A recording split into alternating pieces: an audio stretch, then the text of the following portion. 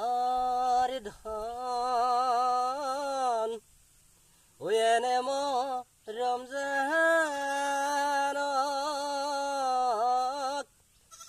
এৰিব লাগিলে এই অসমৰ